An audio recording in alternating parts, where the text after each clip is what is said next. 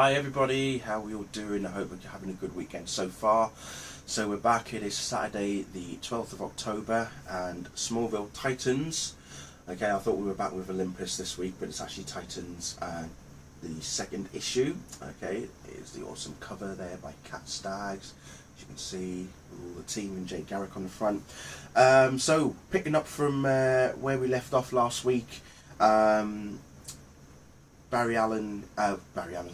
Jay Garrick is reminiscing about Bart Allen. He's telling the gang back at San Francisco about, you know, how his life started and trouble that he got into, and then eventually, you know, his life got turned around when he met Clark, obviously, and then you know, joined the ranks with members of the Justice League, given his life to, you know, dedicate to the cause, and that, you know, he went out pretty much big, saved the world, inspiring, basically gives them the full rundown.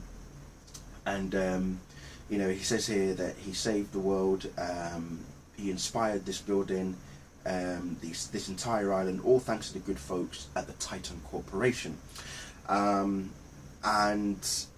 you know, he's given the team a talk, but then he then says that, you know, despite what happened at the pier, he just doesn't think that they're ready for field work, that they're not ready for being outside. You know, he feels hurtful for the way that they behaved, and they were so uncoordinated. There was no strategy. Nobody was actually leading them, and the person that they should be looking up to lead them is obviously Connor Kent, and he's got such a temper on him, being that he's a DNA, well, a clone of both Luthor and Clark. He has got the Luthor tendency there, but also he has got the compassion of Clark at the same time. And it looks like that him and Jay have actually had a few scuffles already, because there is a section where Connor does have a bit of a go at Jay, and then next thing you know, Jay grabs him, moves him at full speed, and hits him up against the wall, and pretty much says to him, you know, that S on your chest means that the rest of the team are looking up to you for leadership. You are supposed to be their leader, and not one of them knows that you really what exactly you are. Saying here, so it's on you to decide how this goes. Which side of your DNA are you going to let win out when the heat is on, Luthor or Kent? So, you know, and Connor thinks, he does feel a bit, oh yeah, he's got a point. You know, I've got to keep my temper in check in some sense. But again, at the same time, he has to be, you know, he's got to step up to the plate and be a leader for these guys, because they need someone to give them orders and put them, you know, boost their morale and give them the confidence that they really need as a team. They've got to gel together as a team. At the moment, they're not doing that. So later on, we see Mia and Jaina talking. You know, Mia going on about Oliver. She's having a pop about Oliver and this, that, and the other. Also, then Jaina goes on about her and her brother getting kicked out as young kids. Mia going on about her pimp when she was, you know, prostituting before Oliver found her. So yeah, they reminisce, and Jaina herself realizes how just being on her own, you know, she can't then, her powers won't work. You know, without Zan there, she won't get her powers to work. And also, you know, she feels that and, you know, in some ways that although they want to do good, you know, they don't have a cape, they don't have a cave. And that's when Mia says, you know, you don't need any of that. You don't need to have a cape or a cave or any gadgets or any gears or anything. You know, well, it wasn't Mia that said that. It was actually it was Jay Garrick, sorry, not Mia, but because he's looking at the statue. They've got a statue of Bart Allen outside of their headquarters at Titan HQ, and you know, he tells them about how Bart Allen you know, was able to outrun his past, and that to remember that it's not a sprint, it's a marathon. It's going to take time to get to where you're going. Just enjoy the ride, basically. And then Jay actually does feel like he's let down Bart in some ways, because as he's walking off, he says it here: I'll let you down, boy. I won't give up on them, no matter how often it feels like they want me to, sort of thing. Next up, we've got obviously Miss Martian, aka Megan Morse, who is busy just sitting up the top of the building, just looking out at the waters there. Connor decides to join her. He can't fly because Connor has telekinesis. He's got telekinetic powers, so he's using his telekinesis to lift himself up. But by lifting himself up, he's lifting up other objects around him. So he hasn't quite gotten the hang of it. He hasn't quite mastered that.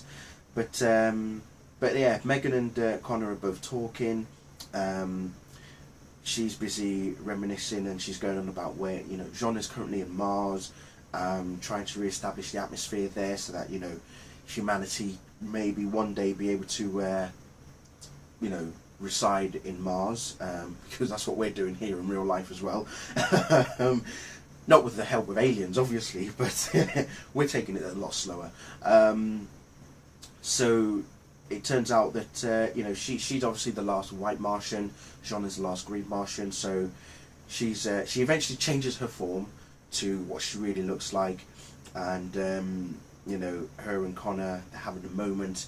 And well, we know, if you watch Young Justice, you'll know that Connor and Megan had a thing, and they really did love each other.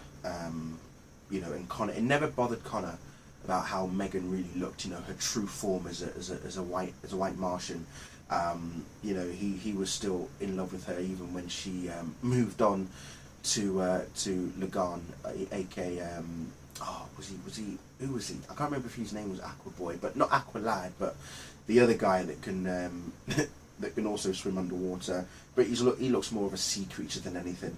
But yeah, you know, they're both talking about how were they raised and stuff. That, you know, when she was young, you know, her actions, when she went around killing people, and then obviously Jean found her and eventually made her realise the error of her ways, kind of thing. And then Connor also reminiscing how living with Martha Kent, you know, she tried to raise him the same way that she rose Clark, but you know, he didn't want to be a burden. So, you know, that's they both feel that out there in San Francisco they actually can develop a life for themselves, and you know, he needs to also be able to be responsible for his actions. So he's obviously feeling that he knows he's got to be in charge. You know, he's saying here that if he gives the orders and things go wrong, what if I get everyone killed? So he does feel that whilst he knows he's got to be in charge, he does feel that sometimes his actions may cause for others to get into trouble further. He doesn't want to put everybody in harm's way, so to speak. So towards the end, this is where it gets interesting. We see Jaime Reyes and having a conversation with the Scarab as always. As he's walking in, he's about to slip over someone's blood, and it turns out to be Zan's. And well, Zan has been stabbed, well and truly attacked. And just as Jaime's about to get the blue beetle suit on, he is stopped by some sort of sonic emitter of some kind.